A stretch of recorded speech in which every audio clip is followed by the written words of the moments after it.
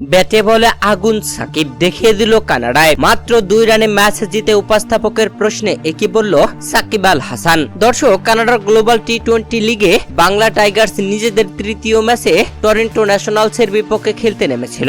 আর ম্যাচে বাংলা টাইগার্স আগে ব্যাট করেন, যেখানে শুরুতে ওপেনিং জুটিতে কিছুটা রান করলেও পরপর 4টি উইকেট পড়ে চাপে পড়ে গিয়েছিল বাংলা টাইগার্স। তবে এরপরে 5 নম্বরে ব্যাটিং আসা সাকিব আল হাসান ঝড়ো ব্যাটিং হাঁকান, যেখানে সাকিব 15 বল খেলে 3টি ছক্কা মেরে করেছেন 24 রান। এই ম্যাচে পুরো 20 ওভার খেলে 7 উইকেট হারিয়ে 168 রান করে সাকিবরা। বাংলা টাইগার্সের দেওয়া 169 রানের টার্গেটে ব্যাট করতে নেমে টরন্টো ন্যাশনাল নিকোলাস ক্রিটনের দুর্দান্ত ব্যাটিং এ জয়ের খুব কাছেই চলে গিয়েছিল। শেষ 2 ওভারে প্রয়োজন ছিল 27 রান। 19তম ওভারে বল করতে এসে সাকিব আল হাসান মাত্র 9 রান খরচে ক্রিটনকে আউট করে প্যাভিলিয়নে পাঠিয়ে দেন। মন খারাপে ক্রিটন আউট হয়ে প্যাভিলিয়নে ফেরেন 74 রান করে।